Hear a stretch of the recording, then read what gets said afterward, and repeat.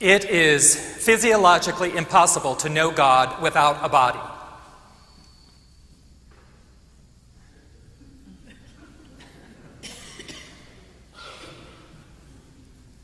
How else would we experience the divine if something was not going on within, around, through us? How would we sense that? How would we know it? How would we even know that something was going on if we didn't have a body? This is not something that is separate from the body. It is completely intertwined with being a body. And yet, for a variety of reasons, some of which I think were probably very good in their times, our tradition has separated out body and spirit as if there are two different things. And not only have we separated them out, but we've created a hierarchy where the spirit is elevated and the body is distrusted. I can imagine that there were times in our history, and perhaps you could even make the case that this is still true today, that suffering is such a problem that we would want to get away with it. We would want to be separate from our physical experience because it was difficult, because it was hard, it was painful. I mean, this is true for us now, today, that we have pain and we have suffering. But what about in times when even a toothache could not be treated? That women died in childbirth regularly? That families watched their children die because there wasn't anything that they could do about it? I can imagine that in times like those, that there would be a reason that we would want to separate out body from spirit. But I believe that is not this time. I believe this is the time for us to embrace the fact that we have our manifestations of God in each body, in this space, in the community around us, in the world. That each one of us holds that piece of the sacred, of the divine. Almost 35 years ago, I became part of a dance company called Body and Soul Dance Company. It grew out of the theology and arts movement that was just percolating in this area years and years ago. And this company, which at various times was various shapes, but for most of its life was three of us, we used to kind of joke that, well, first of all, our purpose, really what we wanted to do was we wanted to create modern dance choreography that would work in churches, but also work in dance spaces. So we were interested in choreographing and creating art that would be accepted on its own, but that also include theological images and ideas. And one of the reasons this was important to us, because all of us who were involved in this endeavor had had that physical experience, that when we moved, when we danced, something happened. And that there was a different kind of awareness or revelation or knowing that happened just from moving. And yet, we were working in a time where a couple of things were true. One of them was that in the artistic world, it was all kind of form and shape. That actually we were going through a period artistically where people were actually removing meaning and story in order to demonstrate that there's power just in shape and form and movement. That's what the choreographers of the time were doing. And yet we were interested in this idea that not only we were dancers, but we were human beings. And in this work, we used to kind of joke that, the name was Body and Soul. We used to joke that we were trying to convince church people that they had bodies, and we were trying to convince the dance people that they had spirits. I'm not sure we were very successful at either one. We had a lot of fun doing it.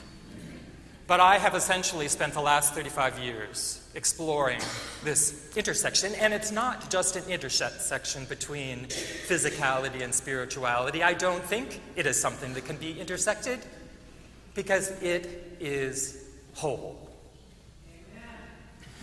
I chose this title, that the spirit is willing, but the flesh is weak, because actually I think that kind of sums up how the church feels.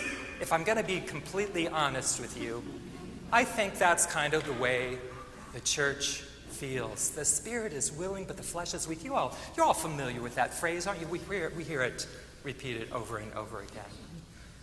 And yet, this phrase, it comes from the story of Jesus being in the garden. Jesus goes off to the garden to pray, and he's got his disciples with them.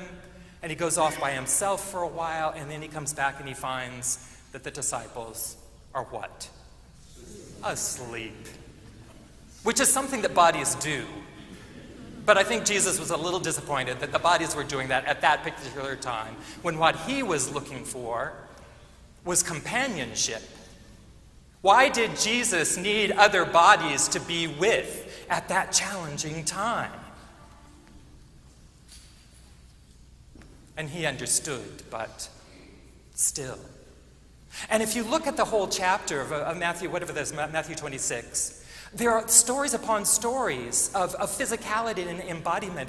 There's the story of the woman with the expensive ointment. And there's the story of the Passover feast. And there's the story that has led to the words of institution and communion, that meal that was shared. And there's stories about betrayal and disappointment and about the desire to be full, but sometimes our inability to do that. So I think that chapter is full of humanity. It's full of life and reality, the way it really is for us as human beings. And there was Jesus right in the middle of it, experiencing all that stuff. At that point, when he was in the garden, it talked about how he was experiencing grief and agitation. That was when he said, "Please take this cup away from me. I don't want to do this." How human can that be? So we are bodies. And that is how we experience God. We are bodies, and that is how we are experiencing God. And our physicality is actually much broader than the envelope of our skin, which is why it was important for Jesus to have companionship at that particular time, which is why we sit in these pews together. We don't all have our separate seats in cafes around Berkeley, having our individual experience. We have to be together. We know that. Bodies need to be with other bodies. And we know that connection, that body-to-body connection. When one person suffers, everyone suffers. When one person rejoices, everyone rejoices. So during this period of Advent, when we're talking about the incarnation, we're talking about this bold move that God made of making the Word flesh, so we could see this thing and hear it and experience it in the same way that we experience ourselves. It was pretty much a brilliant move, I think, for God to create a baby. Like, who could resist a baby? You know, he sent John the Baptist. John the Baptist was a little strange, you know, the hair shirt and the locusts and the honey and all that stuff. And I don't know, but this baby, it was a brilliant move.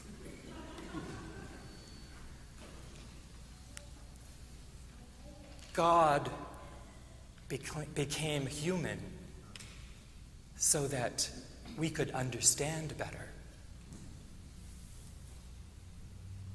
But what if God did that in order to better understand us?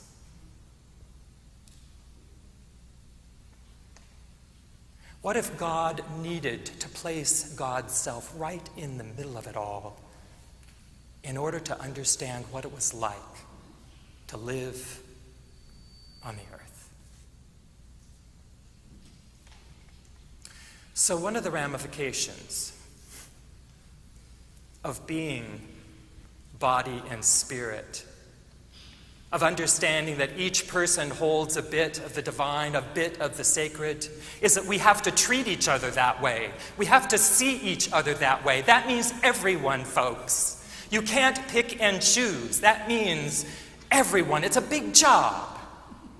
But it does, in fact, mean that every single life is sacred. No matter how someone behaves, what they do, each of those lives is sacred. We have to remember that small fact all the time. It's so hard. It is just so hard. People can be so annoying. You know it. I mean, you're sitting next to some people who annoy you at times. I'm sure I annoy you at times. It's just hard for us to do that, but we have to remember to do this. We have to remember the sacred in each one of us. We have to meet that body to body in the way that we can when we're fully ourselves, when we're fully in ourselves, not by escaping ourselves, but being fully in ourselves. And it's that connection that we have with each other that makes it so hard when someone else is suffering. At some level or another, we can't quite separate out someone else's suffering from our own. It's like when someone else suffers, we suffer. It's not something up here. It's not just empathy. It's a deep body-to-body connection. So when something happens, like this experience in Ferguson with Michael Brown, it's not just this one young man who was killed. It could be any son. It could be any son. And that's the deal. This is not one small, isolated event. It's because we are one body. And a body was taken away. And there was injustice. And not just in that moment, but injustice, connected to injustice, connected to injustice, connected to fear, connected to distrust, connected to history, connected to everything, because we're not even just bodies in the moment, we're bodies in the past, we're bodies moving into the future. And so we have to pay attention. We have to put down what we're doing, and we have to notice the pain. We have to notice the anger, the rage. And we have to stand with it and to be with it. I want a sign. I want a sign that I can carry in a march. And I didn't have time to make the sign. It only occurred to me this morning that really what I wanted to sign. So I'm just going to I've got a piece of cardboard here. I just found it in the kitchen. I've got a piece of cardboard here. And, it's about this big. And the signs that people hold on the side of the road at the exits? It's like one of those signs that someone has just scrawled on. And I found this little black pen. And so I'm going to have to really kind of go over all the letters a lot. And I found a ruler, just a yardstick, and I'm gonna take the yardstick, and I wish I had my staple gun in someplace, but I just have some duct tape. You can do anything with duct tape, and I'm just gonna tape the sign to the back, to the yardstick, and I've got it. And the sign says, "Black Lives Matter." And I'm going to stand with my sign because I think it might be important at this particular moment in history for white people to hold a sign like this, at least for this white person to hold this sign. And I don't know if you want to just reach up and hold your sign, reach up and hold it. Because we need to be able to speak out.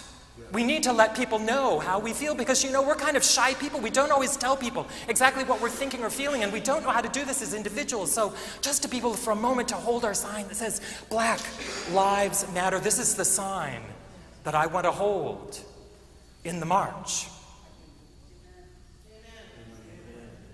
Don't forget that sign. You can put it down, but it's right next to you. So when you need it, you can grab it.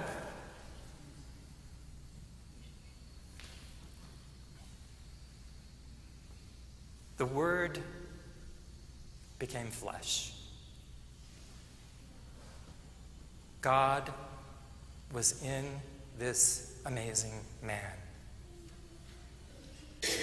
God is in each one of you. Each one of any other. Praise be to God.